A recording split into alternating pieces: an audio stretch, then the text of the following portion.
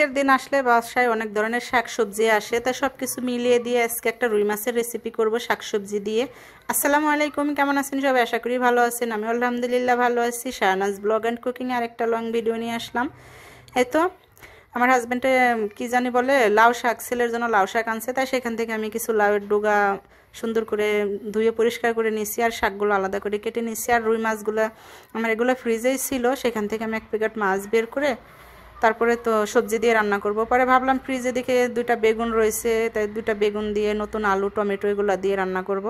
হ্যাঁ বলছিল ভুনা করতে, আসলে শীতের দিন আসলে ভুনা তরকারি আমার একদমই খেতে ভালো লাগে না। সবজি টবজি রান্নালে অনেকটা সবজিও খাওয়া হয়, পুষ্টিও হয়, তাই এটা চিন্তা করি আমি সবজি দিয়ে রান্না করবো। আর যেহেতু রুই মাছ, তা আমি কিন্তু বেশি করে কাঁচা ঝাল পেঁয়াজ নিছি আর কাঁচামরিচ দিয়ে রান্না করব, কেননা কাঁচা ঝালটা আমাদের ঘরে একটু বেশিই খাওয়া হয়। আর সবজি টবজি রান্না করলে একটু ঝাল টাল বেশি না হলে কিন্তু একদমই ভালো লাগে না, তাই যার যেটা খাই অভ্যস্ত, আমি কিন্তু এরকমই করি। তাই যাই হোক, আমি একটু পেঁয়াজ ভালো করে টেলে নিলাম, আর বেশি ভাজবো না পেঁয়াজটা, অল্প ময় মশলা দিয়েই করব। তারপর একটু হলুদের গুঁড়া, স্বাদ মতো লবণ দিয়ে সেরেই একটু পানি দিয়ে দিলাম। দেখতেই পারছেন একদমই কিন্তু মশলা কম, মানে অল্প মশলায় অল্প তেল দিয়ে আমি রেসিপিটা করব। খেতে কিন্তু অসাধারণ হয়েছিল। তার তো কাঁচা ঝালগুলোও দিয়ে দিলাম। আর আরেকটা জিরা বাটা ধনিয়া বাটা, যেটা আমি ওটা বাটি নিয়ে তাই এখনও দেইনি, ওটা আমি পরে এটার সবজিগুলো দিয়ে লাড়াচাড়া দিয়ে পরে ওটা পাটায় বেটে নিব, আসলে বাটা ছিল না। আর এই যে বেগুন আলু আর ওই যে লাউ শাকের যে ডগা বলেন যাই বলেন না কেন, ওগুলো আমি পরিষ্কার করে নিচ্ছি। এগুলো দিয়ে সুন্দর করে লাড়াচাড়া দিয়ে ভালোভাবে নিব। দেখেন এত সুন্দর, মানে যে লাড়াচাড়ার সাথে কি সুন্দর নরম হয়ে যেতেছে। এগুলো কিন্তু খেতে অনেক ভালো লাগছিল। যেহেতু আমি মরিচের গুঁড়া অ্যাড করিনি, তাই কিন্তু কালারটা একটু হালকা লাগবে। আর তরকারিতে সবজিতে মরিচের গুঁড়া অ্যাড করলে তেমন ভালো লাগে না, যেহেতু কাঁচামরিচটা একটু আছে, তাই মরিচের গুঁড়া অ্যাড করলাম।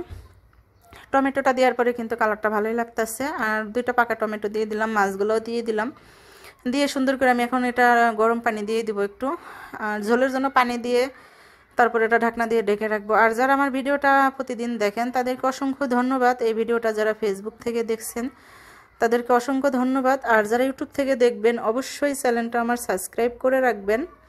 আর আমার ইউটিউব চ্যানেলের নাম হচ্ছে শাহনাজ কুকিং। আমার ইউটিউবের নাম হচ্ছে শাহনাজ কুকিং, ওইখানেও কিন্তু আমার ইউটিউব চ্যানেলের লিঙ্কটা দেওয়া আছে। তাই তো যাই হোক, আমি কিন্তু আবার একটু উল্টে পাল্টে ভালো করে লাড়াচাড়া দিয়ে নিব, দিয়ে তারপরে সুন্দর করে আমি এপিট ওপিট করে আবার ভালো করে দেখবো যে লবণটা হয়েছে কিনা। আর লবণ আমার দ্বিতীয়বারে দিতে হয় না তরকারিতে, ওই যে কথাই বলে না, রান্না করতে করতে অভ্যস্ত হয়ে গেছি। তারপরে বেশি করে কিছু ধনিয়া পাতা দিয়ে দিলাম। শীতের দিনে কিন্তু ধনিয়া পাতা ছাড়া চলেই না। আর এই ধনিয়া পাতাটা দিব দেখেই কিন্তু আমি মশলার ভিতরে ধনিয়ার গুঁড়া দেইনি। অনেকে বলতে পারেন ধনিয়ার গুঁড়ার সাথে ধনিয়ার পাতার কি সম্পর্ক? কোনো সম্পর্কই নাই, যেহেতু আমি অল্প মশলা দিয়ে রান্না করব, এই জন্য ধনিয়ার গুঁড়া মরিচের গুঁড়া কোনো কিছুই দেইনি। ধনিয়ার পাতাটা একটু বেশি করে দিয়ে দিলাম। আর ছেলের জন্য শাক ভাজি করব। এই খাবার তো ছেলে খাবে না, ছেলে তো একদম অন্য রকমের। আমার ছেলেটাকে নিয়ে আমি আর পারি না, এত বড় ছেলে হয়ে গেছে এখনও আমাদের কোনো তরকারি কোনো কিছুই খায় না। তাই যে শাকটা ভাজি করতেছে, ও কিন্তু শাক খাবে না, শাকের আলু খাবে। তো শাকের ভিতরে আমি বেশি করে না ছিলে তারপরে আলু দিয়ে দিছি, যেহেতু ওই শাকের যে ভাব দিছি ওইখান থেকে হয়তো আলুর ভিতরে একটু পুষ্টি যাবে, ওই পুষ্টিটুকু ওর শরীরে ঢুকে, মানে যে কোনো খাবারই খেতে চায় না। তো এখানে আমি একটু ঝাল পেঁয়াজ নিয়ে নিছি আর শুকনা মরিচ কিন্তু ফোড়ন দিছি। শাকের ভিতরে শুকনা মরিচ ফোড়ন দিলে বেশি ভালো লাগে। তো আমি রসুনটাও কিন্তু কেটে দিছি, আলাদা করে রসুন ফোড়ন দেইনি।